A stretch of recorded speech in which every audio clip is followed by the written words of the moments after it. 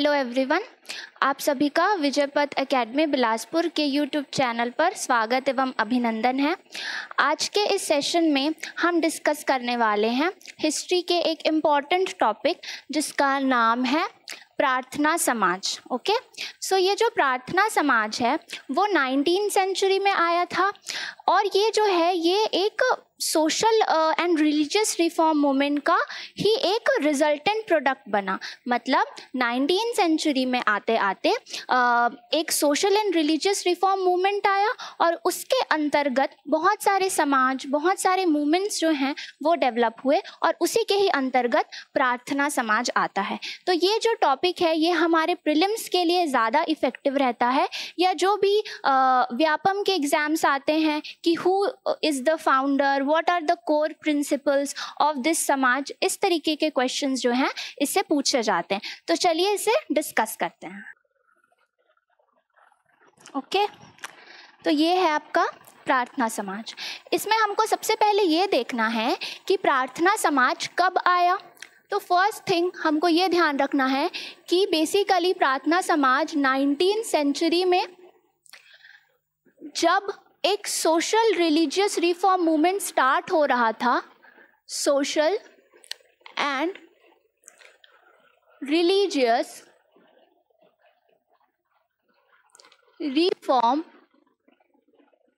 Movement start हो रहा था, तब ये एज अ बाई प्रोडक्ट जो है प्रार्थना समाज आया। ठीक है, पहला पॉइंट। दूसरा पॉइंट आपको ये देखना है कि प्रार्थना समाज का ईयर पूछता है कि प्रार्थना समाज कब आया। So it was founded in 1867। This is very very important. It was founded in 1867। कहाँ पे फाउंड आउट हुआ ये? इन बॉम्बे। उस समय मुंबई को बॉम्बे बोलते थे। बाद में हम पॉलिटी में पढ़ेंगे कि बॉम्बे किस तरीके से डिवाइड हुआ। नाउ महाराष्ट्र का जो पोर्शन है वो भी इसमें कवर है ओवरऑल, तो उस समय बॉम्बे कहते थे। तो it was founded in 1867 in Bombay. इसके बाद में later it was active on Poona, या जिसे हम आज का पुणे कहते हैं। ठीक है, तो हमको ये याद रखना है कि it was founded in 1867 in Bombay and then after it was active in Poona. ठीक है, this is the second point. Third point हमको ये ध्यान रखना है कि हु फाउंडेड दिस समाज। तो एक पर्सन थे आत्माराम पांडुरंगा। ठीक है, ये बहुत इंपॉर्टेंट है, आपको इसको ध्यान रखना है कि ये जो पर्सन है ना, ये फाउंडर थे किसके? इस समाज के, आत्माराम पांडुरंगा। ओके, इसके बाद ये जो थे ये मेन फाउंडर थे। इसके बाद इन 1870s, ठीक है, 1870 में दो लोग और इन्वॉल्व हो जाते हैं। कौन कौन? MG Ranade and RG Bhandarkar. ठीक है, तो ये दो लोग थे। ये दो लोग जो थे ये भी फाउंडर्स में गिने जाते हैं। ठीक है, तो क्या क्या देखा हमने? 19th century, it was founded in 1867 in Bombay, then later it was active in Poona and the main founder was Atmaram Panduranga.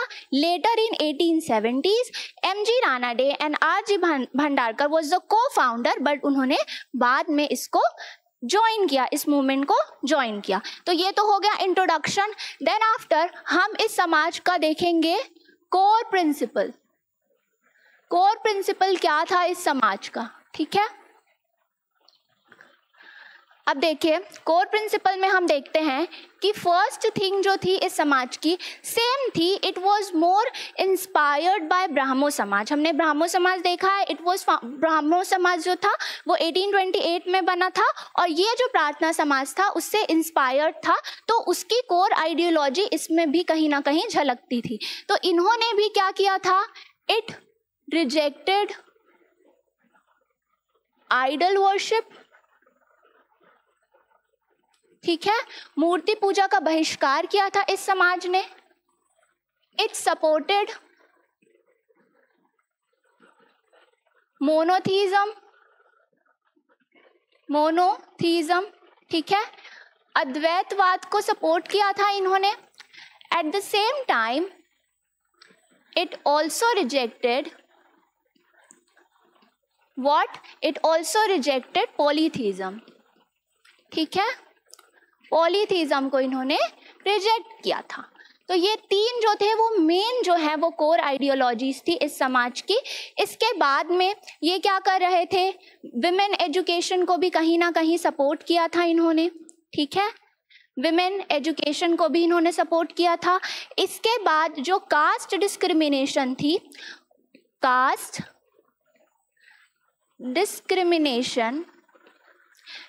Discrimination थी, उसको भी इन्होंने सिरे से नकार दिया था. तो this was the main core principle of प्रार्थना समाज.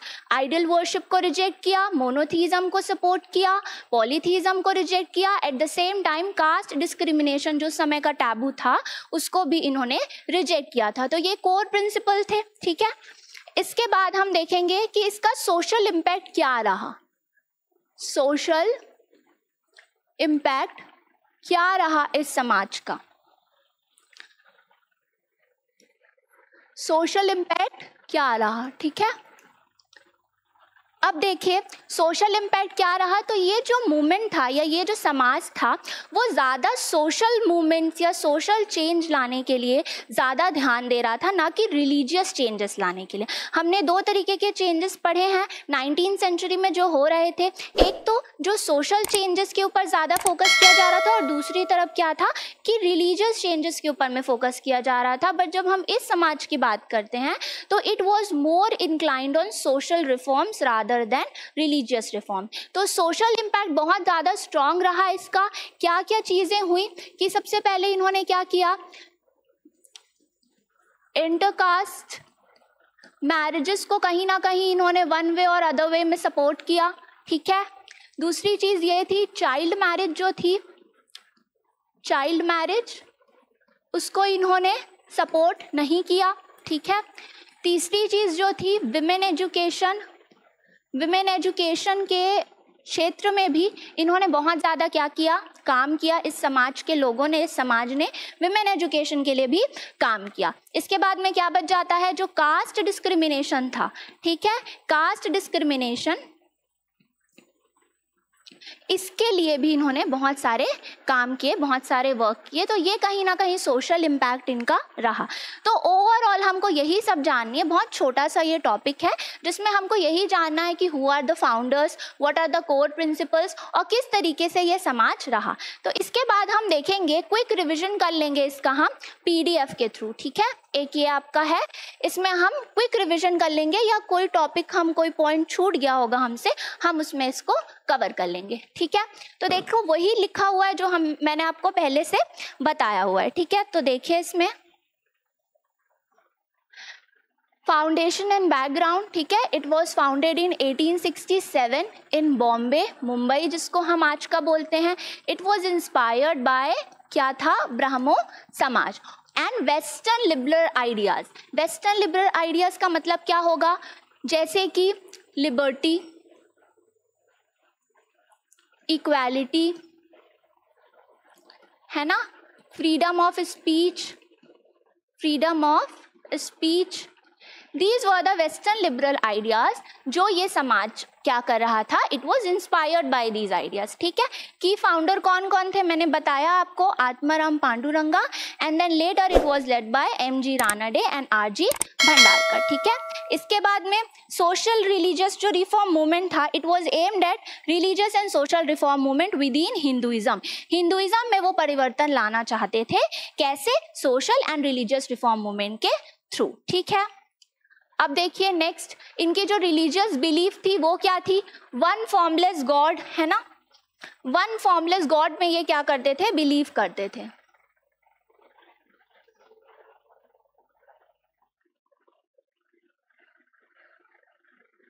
Believe in one formless God. ठीक है, अब देखिए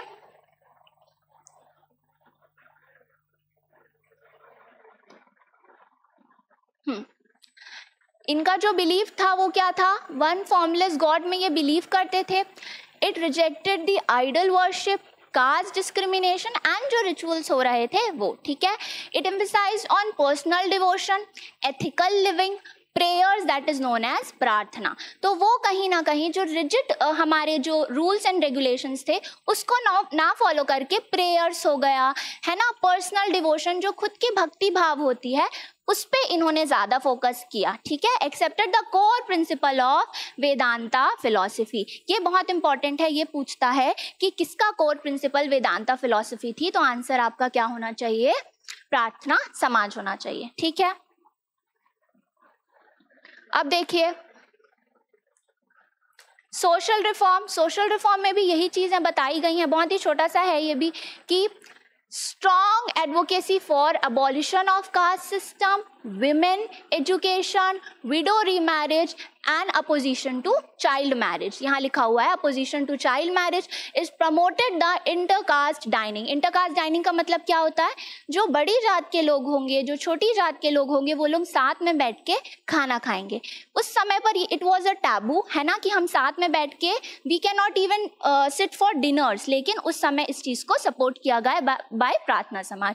एंड इक्वालिटी इन सोसाइटी, इसको भी कहीं ना कहीं क्या किया गया, सपोर्ट किया गया, ठीक है।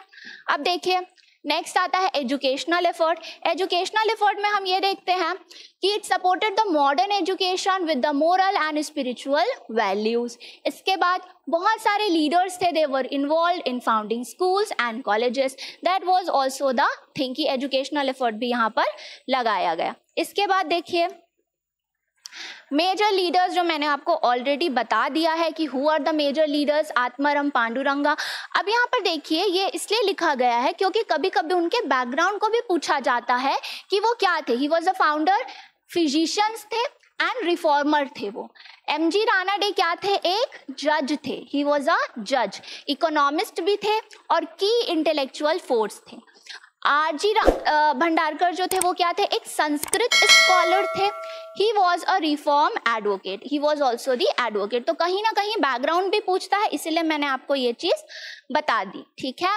अब देखिए इम्पैक्ट एंड लिगेसी, है ना, इम्पैक्ट एंड लिगेसी है। तो इम्पैक्ट एंड लिगेसी में क्या बोला है, influence the social reform across Maharashtra and India. तो ये जो था ये बॉम्बे में बना था, इसके बाद ये महाराष्ट्र और इंडिया में पूरी तरीके से फैल गया था।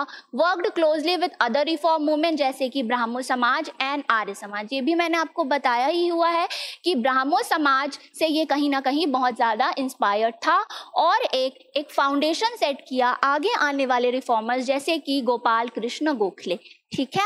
तो गोपाल कृष्ण गोखले जैसे लीडर्स के लिए इन्होंने एक इंस्पिरेशन जो है वो सेट किया, ठीक।